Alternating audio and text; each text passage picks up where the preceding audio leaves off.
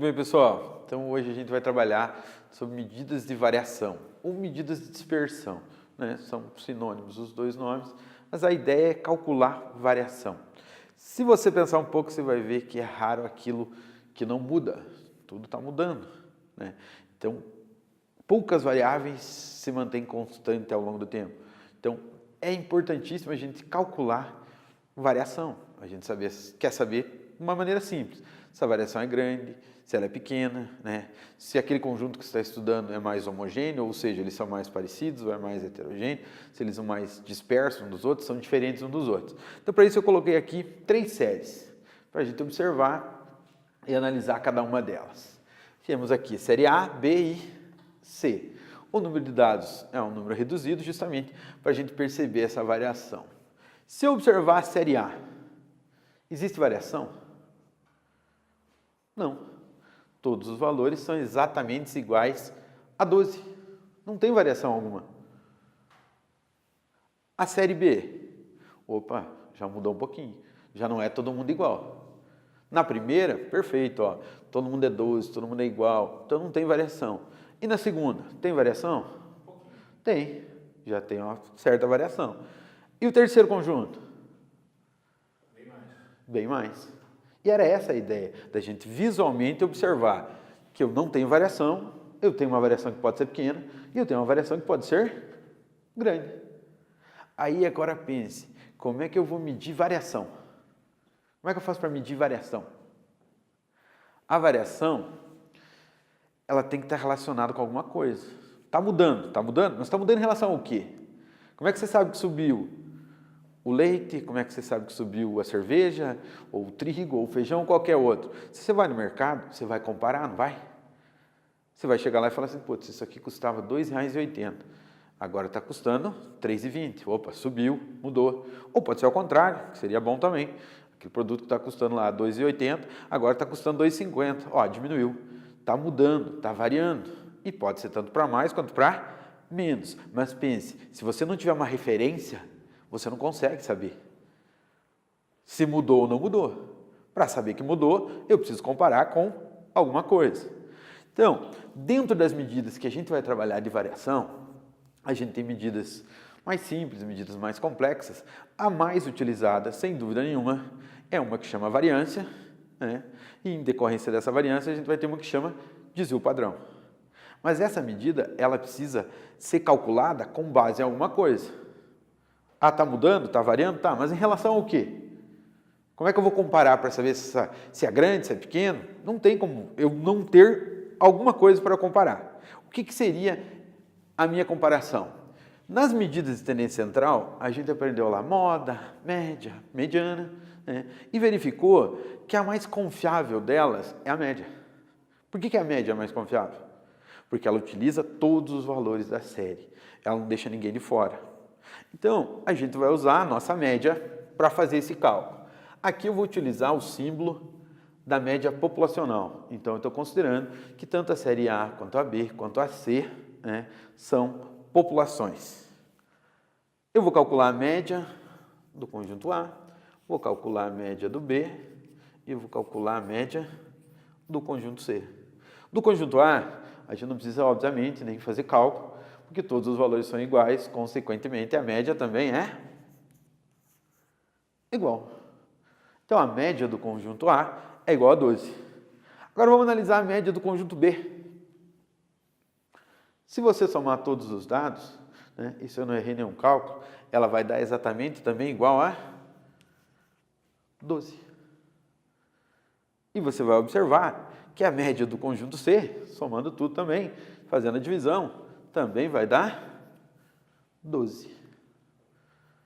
Agora analise aquilo que a gente tinha comentado sobre estatística, sobre como as pessoas usam a estatística. Imagine que você tivesse que tomar uma decisão entre o conjunto A, B e C e não conhecesse os conjuntos, conhecesse única e exclusivamente a média de cada um deles. A média do conjunto A é 12, do conjunto B, 12 também, e do C é 12 também. Se a tua decisão é baseada somente na média, é indiferente você escolher qualquer um dos conjuntos. né? Se você não conhece o conjunto. Agora, observando aqui, a gente sabe que aqui a média é 12, mas não tem variação. Ou seja, todo mundo é igual a 12.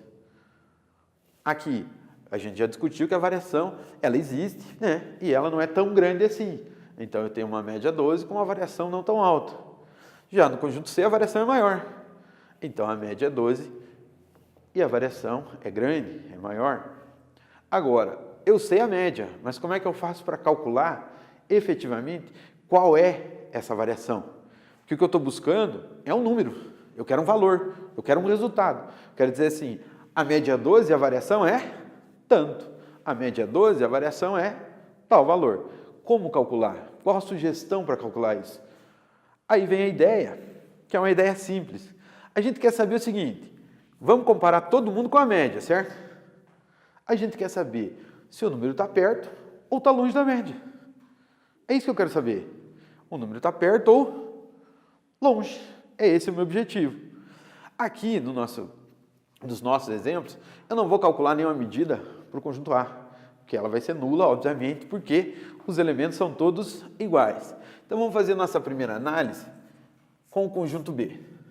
Como é que eu descubro se os números estão perto ou longe da média? Qual a sugestão? Que cálculo a gente poderia utilizar para saber se ele está perto ou longe? A diferença entre cada um e a média. Perfeito. É exatamente isso que a gente vai fazer. A gente vai buscar cada valor e vai saber se ele está perto ou longe. Utilizando quem? A diferença entre eles. Então, eu vou ter lá, o nosso primeiro elemento é o 10, para eu descobrir se ele está perto ou longe, eu vou subtrair da média. Então, eu tenho lá 10 menos 12. Aqui, menos 2. Então, quer dizer que ele está 2 unidades abaixo da média. É o que eu sei. Eu sei exatamente isso do 10. Mas eu quero do conjunto inteiro. Obviamente que eu não quero de um único valor. Então, eu vou proceder da mesma forma com o 11, com o 12, com o 13 e com o 14. Vou ler algum. Ops. Aqui, 14.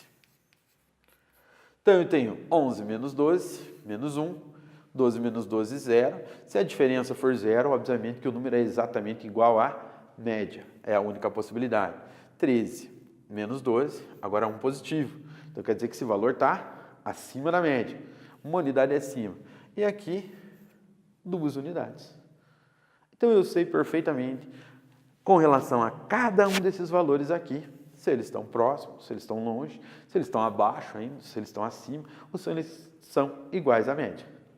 Só que o nosso objetivo não é saber, pelo menos nesse momento aqui, individual, cada valor, se ele está perto ou se ele está longe. Eu quero uma medida única, né? Uma medida que me diga assim, o conjunto B tem média 12 e possui variação de tanto. Então, qual seria a sugestão aí? O que eu poderia fazer para unificar tudo isso aqui numa única medida? A média das diferenças. A média das diferenças.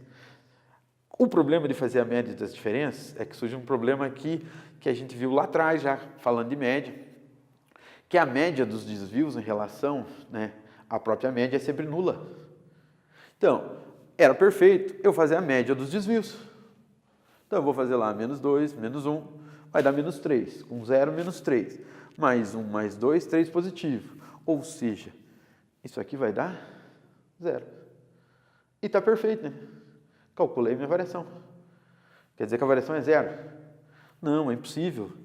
Aqui é 0, aqui todo mundo é igual. Mas para o conjunto B, não. Existe, visualmente, eu sei que existe variação. Aí surge uma situação onde isso aqui não resolve o meu problema. Então, eu não posso simplesmente somar os desvios, né? Porque isso aqui sempre vai dar 0. Se você tem dúvida, invente qualquer valor, faça esse cálculo e você vai ver que realmente ele sempre vai dar 0. Aí eu precisava de uma outra solução. Ou seja, isso aqui não pode dar 0. E aí foi buscado, né, uma solução matemática mesmo para a situação, né? O cara lembrou o seguinte, e vocês também vão lembrar lá de matemática básica. Se eu pegar um número negativo, elevar ao quadrado, pegar um número positivo e elevar ao quadrado, indiferente os dois, sempre vai me retornar num valor positivo. Isso sempre vai ocorrer. E ele precisava fugir dessa situação. Existem outras possibilidades também para fugir, né? Mas, o que ele pensou? Eu vou elevar um expoente par. E, logicamente, que o 2 é o menor que a gente tem. Então, é conveniente para nós fazermos o seguinte. Ao invés de trabalhar só com a diferença desses dois valores, nós vamos trabalhar com essa diferença elevado ao quadrado. Qual o objetivo de elevar ao quadrado? Para que essa soma aqui agora não dê zero. A única possibilidade dela dar zero, fazendo isso, é se o conjunto não tiver variação. Aí, obviamente, que você vai ter esse valor. Então, aqui, nós vamos mudar, ó. Eu vou ter 10 menos 12 menos 2. Só que agora, menos 2 elevado ao quadrado é 4.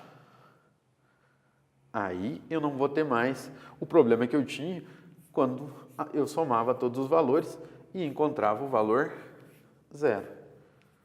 Então, aqui, todos os elementos vão ser elevado ao quadrado.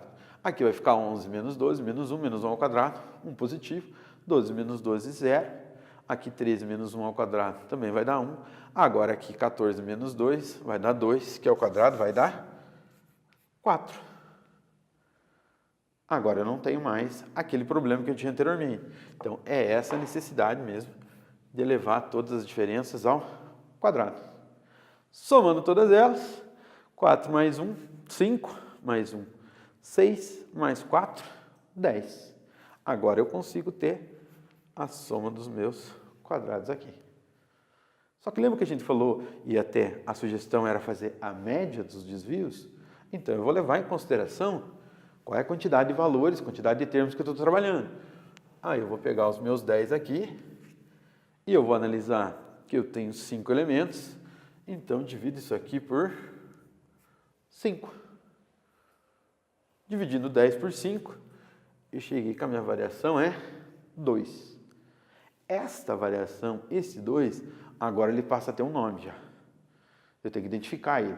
Qual é a medida que eu estou calculando? Aqui a gente não falou em fórmula, né? Mas a gente vai passar a falar agora de um símbolo que é uma letra grega.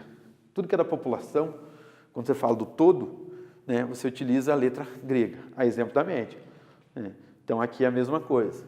Só que lembre, a gente não elevou todo mundo aqui ao quadrado, na minha variável, então esse elemento também é elevado ao quadrado. Esse sigma minúsculo aqui ao quadrado, ele tem um nome. Ele chama variância.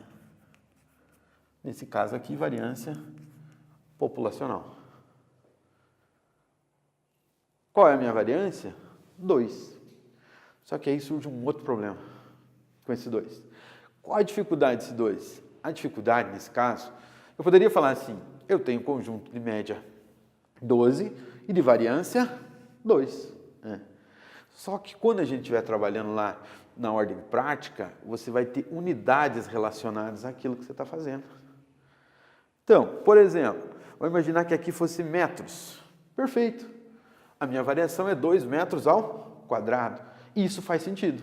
2 metros ao quadrado. Eu consigo mensurar isso. Né? Eu consigo interpretar isso. Mas vou imaginar que fosse um número de pessoas que faltou num determinado setor da empresa ao longo de 5 dias. Aí a minha resposta seria 2 pessoas ao quadrado. E aí eu passo a ter um problema. Porque como é que eu interpreto essas 2 pessoas ao quadrado? Pessoa ao quadrado, aí cada um faz o que quer e define como quiser. Mas pessoas ao quadrado, não dá. Eu não consigo interpretar isso. Aí, para solucionar esse problema, já que eu elevei ao quadrado, aqui lembrando que independente da unidade que você tiver, essa unidade é elevada ao quadrado. Pelo fato, obviamente, de você ter elevado todos os valores da tua série. Para fugir desse problema, é simples. A gente volta lá na matemática básica. E faz o quê? Se eu não quero essa raiz, esse valor elevado ao quadrado, basta eu colocar uma raiz nele. É simples. É como eu colocasse uma raiz aqui e uma raiz desse lado. Aqui eu vou simplificar, né? E vai sobrar raiz de 2. Aí, lógico, se for conveniente para você usar como raiz de 2, tudo bem, mas normalmente você vai extrair a raiz, que é aproximadamente 1,41, né? E a grande vantagem é que aqui está na mesma unidade. Se é à vontade. Uma dúvida. Por que ao invés de se elevar ao quadrado para ter um desenho média, não se usa módulo? É uma outra opção que você pode ter e dá o nome a uma outra medida. A medida mais famosa, e até por uma questão algébrica, nos testes futuros, todo mundo prefere a variância e o desvio padrão. Mas é perfeito. Aqui você também poderia usar o módulo. Só recapitulando lá o módulo, se alguém não lembra o que era, seria você usar só o valor absoluto. Então aqui 10 menos 2 eu teria 2 em módulo, que é só o valor. É como se estivesse trabalhando com a distância desse número mesmo. Você pode perfeitamente fazer isso. A gente vai ver um outro exemplo futuro, só que utilizando o módulo, aqui chamaria desvio médio e não desvio padrão. Então é uma outra medida, que em vários outros casos, eu até acho interessante e mais simples utilizar ela. Porém, tudo aquilo que vem depois, todos os testes que você vai aplicar, eles não são nenhum deles baseado no desvio médio. Eles são todos baseados na variância e no desvio padrão. Então, isso faz com que a gente trabalhe, obviamente, mais com a variância. Eu já até antecipei aqui o desvio padrão, mas não dei nome a ele. Esse resultado aqui, após extrair a raiz, é o que a gente vai chamar de desvio padrão. Qual a vantagem do desvio padrão? A unidade. É mais fácil de eu interpretar ele. Então, eu tenho a minha variância, independente do que for, a unidade é ao quadrado, algumas vezes faz sentido, outras vezes não faz. E o meu desvio padrão vai estar sempre na mesma unidade da variável, seja ela qual for, de qualquer natureza. A unidade vai ser a mesma. Então, agora eu consigo ter uma variação, uma média de 12, como uma variação de 1,41. Agora eu dei um sentido para essa variação. Logicamente, e a grosso modo, quanto maior esse número, maior a variação, quanto menor, mais próximos os dados estão da média. Obrigado, galera. Pessoal, então eu gostaria agora que vocês fizessem para a nossa série C aqui exatamente o mesmo cálculo. Calculasse a variância e o desvio padrão. Até para futuramente nós fazermos a comparação do conjunto B e do conjunto C, e constatar se aquilo que a gente visualmente verificou sobre a variação, se ela é maior, a gente vai comparar agora ela numericamente. Valeu, galera. Um abraço. Tudo bem, pessoal? Então hoje a gente vai retomar, vai voltar a falar um pouquinho sobre medidas de variação ou dispersão. E já numa outra oportunidade a gente fez o cálculo da variância do desvio padrão, de uma determinada série, e ficou a série C para a gente resolver. Tinha solicitado que vocês tentassem resolver sozinhos, mas aqui vai a resolução também, até para verificar se vocês acertaram ou não o exercício. Então a gente tem uma série, a gente vai calcular tanto o desvio padrão quanto a variância. Para fazer o cálculo do desvio padrão e da variância, a gente precisa da média. E a média já foi calculada anteriormente, que é igual a 12. Então, o nosso objetivo é ver ou verificar, calcular a diferença de cada um dos valores da série em relação à média. Lembrando que esse resultado vai ser elevado ao quadrado, devido à soma dos desvios ser sempre nula. Então, para que isso não ocorra, nós vamos elevar todos os valores ao quadrado.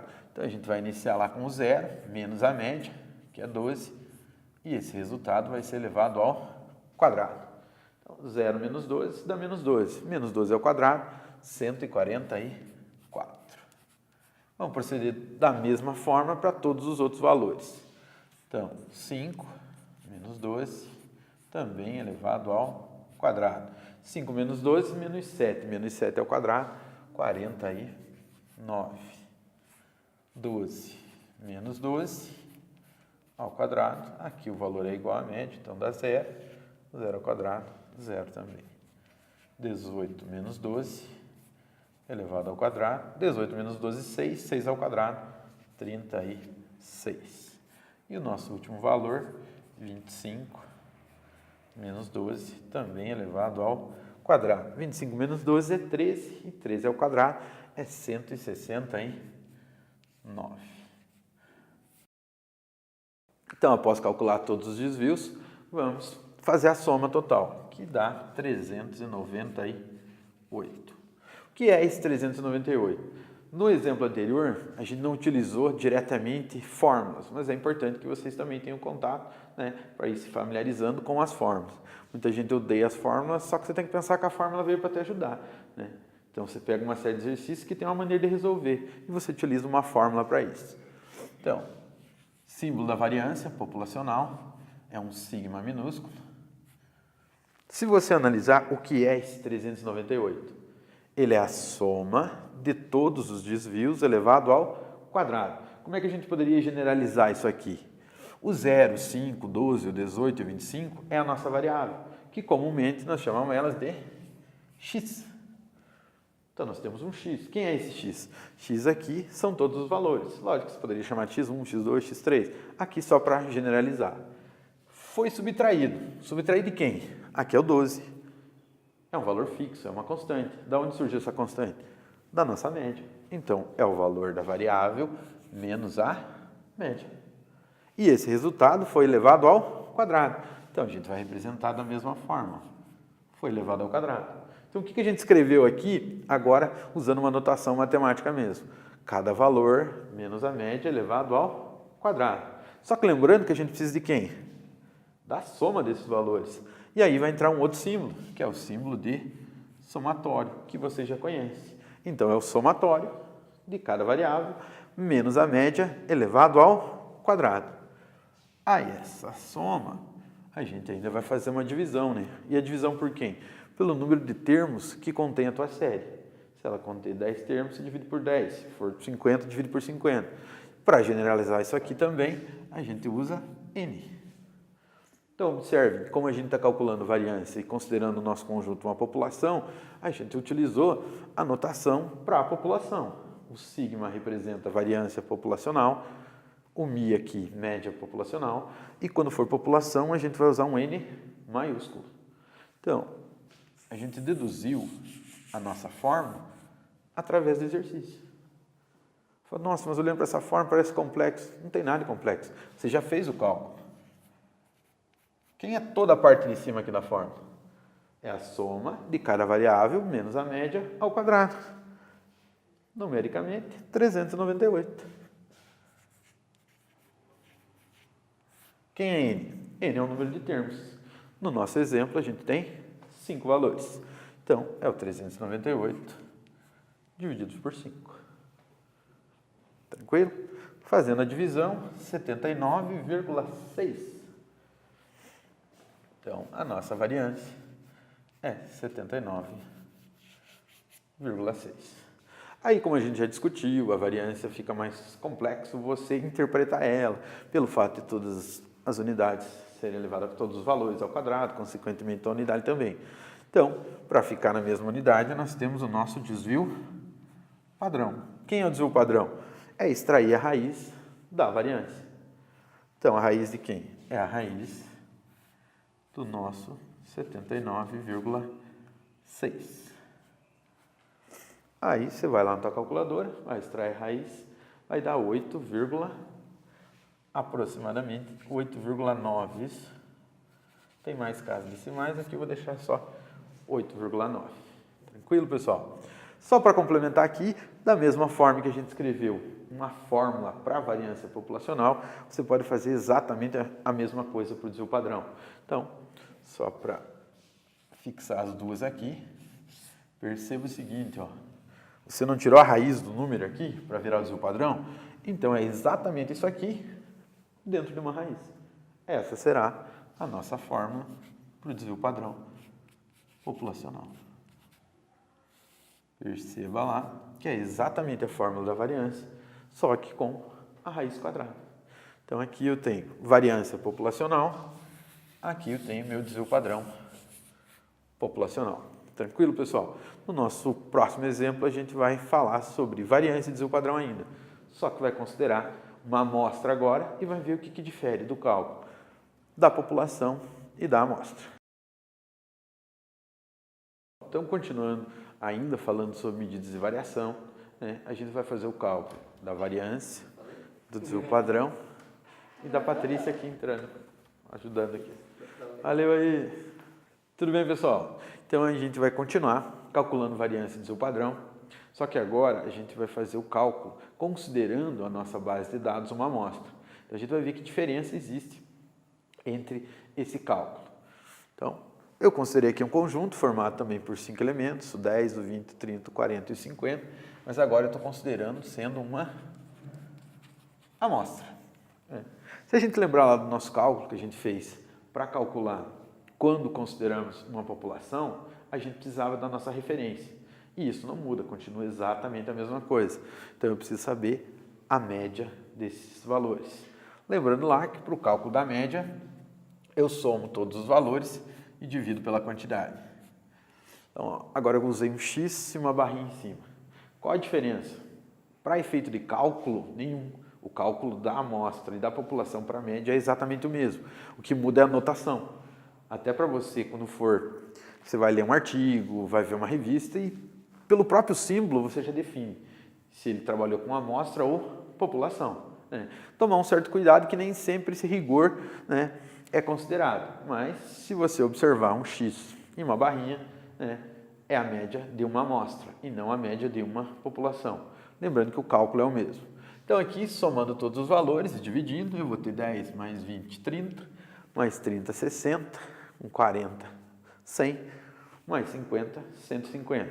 Como eu tenho 5 valores, 150 dividido por 5, que vai resultar numa média igual a 30. O procedimento até aqui é exatamente o mesmo que a gente utilizou para fazer o cálculo quando era considerado uma população. E não vai mudar não, vai ser a variável menos a média, só que agora eu estou usando a outra notação, também elevado ao quadrado. Basicamente, o que mudou? A notação, até aqui, até agora.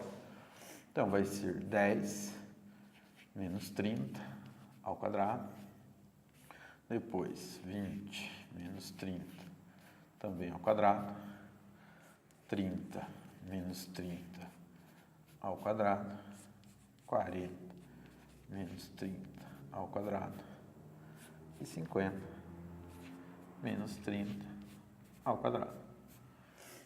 10 menos 30 menos 20. Menos 20 ao quadrado vai dar 400. Que é 20 vezes 20. 20 menos 30, 10. Menos 10, né, que é o quadrado, 100. 30 menos 30, que nesse caso é igual, então 0. 40 menos 30, 10 também, que é o quadrado dá 100. E 50 menos 30, 20, ao quadrado, 400. Alguma diferença para o cálculo da amostra até aqui, além da notação? Nenhuma, exatamente a mesma. Vou precisar da soma também. Então, 400 mais 100, 500, né? Mais 100 mais 400, 500 também, 500 mais 500, 1000. Note que até aqui foi exatamente a mesma situação. Nós precisamos desse somatório e dividir por quanto? Pela quantidade total de termos. Aqui vem a diferença. Aí você tem que pensar o seguinte, né? Existe uma explicação matemática, né, mais pura, mas uma explicação um pouquinho mais de ordem prática, de qual a diferença do cálculo quando for amostra e quando for população. Se você imaginar toda a população, a variação nela é maior do que uma amostra. Isso via de regra. Imagine a população. Vamos imaginar que é comum você encontrar uma pessoa, né, no nosso ambiente ou na sala de aula com 2,20 metros de altura. Não é comum, né? Lógico que a gente sabe que a quantidade de pessoas com essa altura aparece menos que as demais alturas comuns. Então, na tua população, existe alguém com 2,20? Existe. Na tua população existe. Você sabe que tem pessoas com 2,20, né? Mas não é comum ter num grupo, né, ou qualquer grupo. Lógico que falando da população como geral, né? Então, quando você coleta a tua amostra, é muito provável que esse de 2,20, como ele aparece menos, às vezes ele não vai estar presente na tua amostra, né? É comum também você discutir e ter salários de 50 mil reais. Infelizmente não é comum, bom se fosse, né? Que todo mundo ganhasse uma quantidade grande. Mas existem pessoas que ganham 50 mil reais na população? Existe. Pessoas que têm salário de 50, 60, até mais que isso. Então, na população como um todo, a variação tende a ser maior do que na amostra. Então, você faz a seguinte correção, ó. Vamos pegar um 1000 igualzinho, que é a soma Só que agora vem a diferença. Ao invés de dividir por 5, a gente sempre vai utilizar, quando for a amostra, o total menos 1. O que a gente está fazendo? Dividindo pelo número menor, consequentemente, lógico que o valor vai ser um pouco maior, para quê? Para que ele chegue mais próximo possível do verdadeiro valor da população. Então, é uma correção que você está utilizando. E tem uma discussão também, quando você só tem um elemento, n-1, né? Você não tem divisão por 0, então seria a explicação matemática. Mas de ordem prática, a gente está fazendo uma correção. Então, aqui eu vou dividir por 4. Essa é a diferença do cálculo quando você tem uma população ou uma amostra. População divide pelo total de elementos. Quando for amostra, total menos 1. E lógico, para não confundir, nós vamos mudar a notação também. Lembra que lá na população a gente usava um sigma, que é do alfabeto grego, sigma minúsculo. Aqui a gente vai para o nosso alfabeto latino mesmo e vai usar um S. S ao quadrado.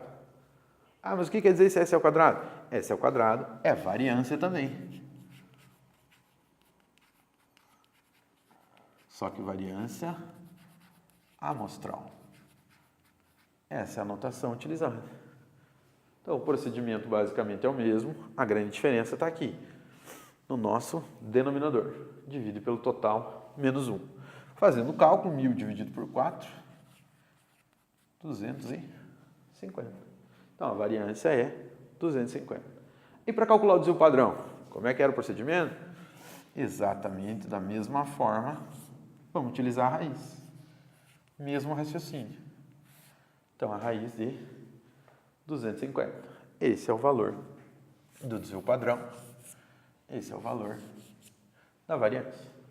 Se você pensar isso em termos de fórmula, como a gente fez, mesmo exemplo que a gente utilizou lá na série C, você vai ter o quê? Você vai ter a situação S ao quadrado igual somatório de x menos a média elevado ao quadrado.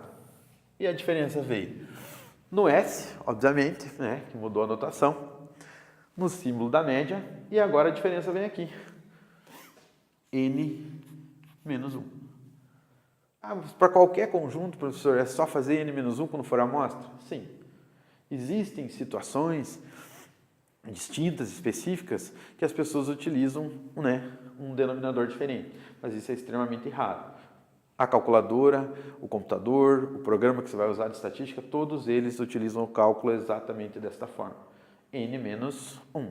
Então, a gente vai ter a nossa variância e vai ter também o nosso desvio padrão, que é exatamente a nossa raiz de tudo isso aqui. De x menos a média ao quadrado, dividido por n menos 1. Aqui está a expressão que me dá o desvio padrão. E aqui em cima a expressão que me dá a variância. Lembrando que aqui, considerando o conjunto sendo uma amostra. Tranquilo, pessoal? Obrigado. Até a nossa próxima aula.